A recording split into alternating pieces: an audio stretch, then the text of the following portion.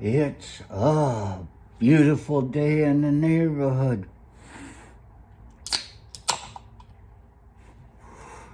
A beautiful day for a neighbor. Ooh, you could be mine, but you ain't out of line. You've been slap rapping in your cocaine tongue, you get nothing done. Won't you be my neighbor? Ah, there it is. Now we get to talk about Mr. Rogers. Not Daniel Rogers Taz, the midget that played in Spinal Tap. This is Spinal Tap. Not the midget that played in Under the Rainbow. Not the midget played in that other movie where he might have just been a midget. Mr. Rogers, whatever the hell his name was, Phil, Dan, Jerry, I don't know what the hell it was. I never cared about him. I never cared for him. I always wondered about him. I was more of a Sesame Street kid, you know? A guy running down the docks and running all over, and there's a tire in the ocean, and he's just Tion, Tion. It spells pollution. That was the type of stuff I liked, Sesame Street. But you know, when I was a kid in the early 70s, you had what? 4 channels, and only 2 of them could you ever see at any given time, because of the static and the antenna having to move it and everything. Oh, the good old days, the olden days.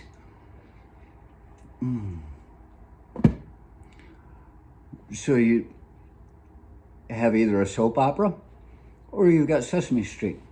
And I don't know what the hell they're going on in their soap operas. I guess I should pay more attention, because now that I see it, I realize it's just a bunch of wealthy people with problems that are acting like a bunch of hillbilly rednecks to begin with.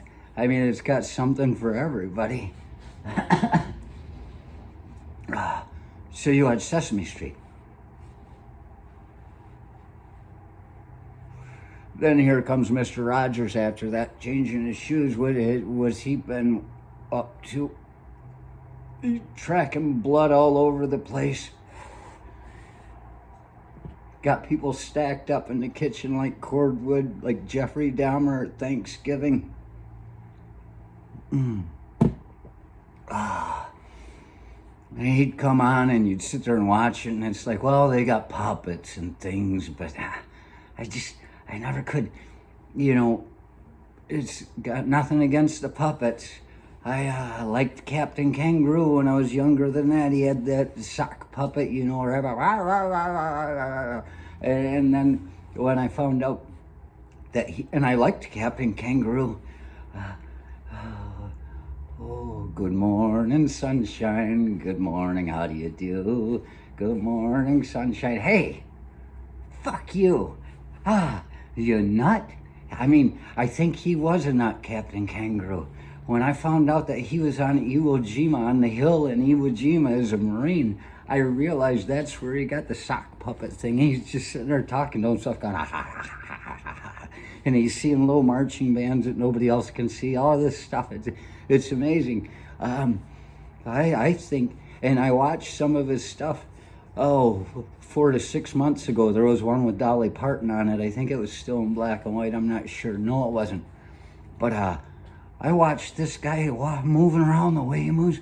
That guy has post-traumatic stress disorder. He doesn't know what's real. He got through World War II because he just totally cast aside reality and figured, well, if this were a video game, and I knew what a video game was, outside of pinball, I'm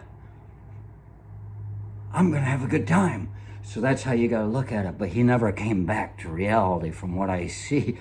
You can get mad all you want, but just go ahead and watch some Captain Kangaroo as an adult. That guy's completely out of his mind.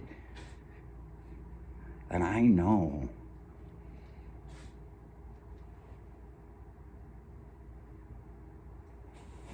But you got all these puppets, and you got some woman that owns a puppet woman that owns a museum. We're talking Mr. Rogers again, and she's just a cunt. You think nobody likes her. Why is she having a show? Oh, but you realize, oh, that's it. He's got something for everybody to hate. We do have something in common. There were probably people that liked that museum lady just being a little bitch, whatever, you know. Got something so far up your ass that you'd think it was a stagehand's fist. And it just didn't do it for me. I never liked Mr. Rogers, and I never realized why, but that's coming. And then I was in a communications class at Michigan State, and there was this one girl sitting over there, and I think she liked me. And when they were bringing up children's programming in the professor and mentioned Mr. Rogers, she was like, oh, I loved Mr. Rogers. She was so happy. And she says, who couldn't? And at the sound of his name, I was like, ah. And she said, who couldn't like Mr. Rogers? And I raised my hand. I said, I can't stand him. I said, he irked the heck out of me. And she was like, ugh. And then it was like she didn't like me anymore. Easy living, man.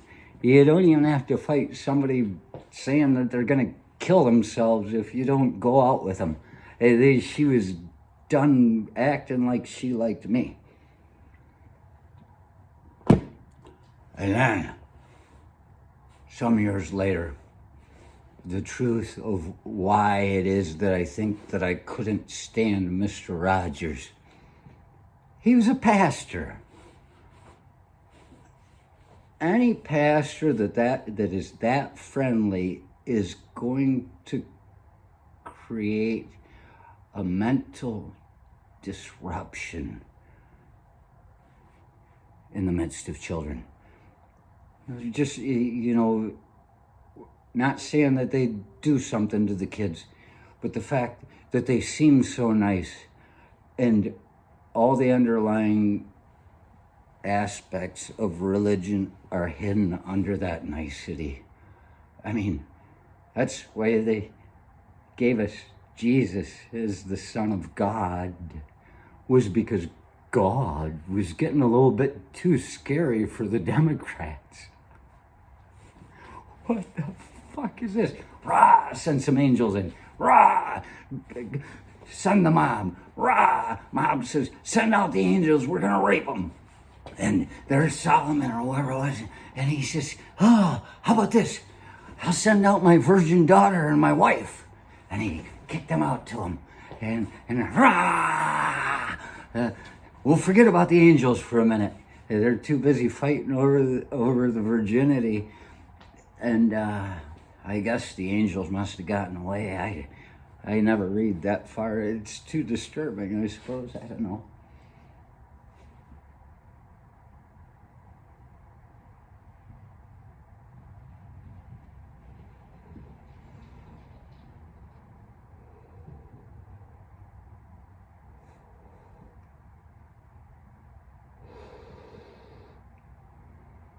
How the hell is that thing supposed to end?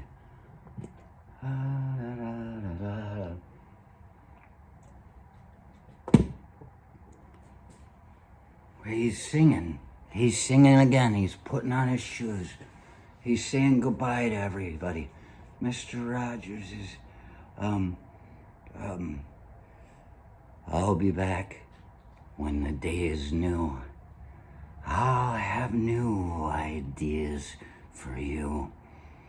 You'll have things you want to bitch about. Fuck you too.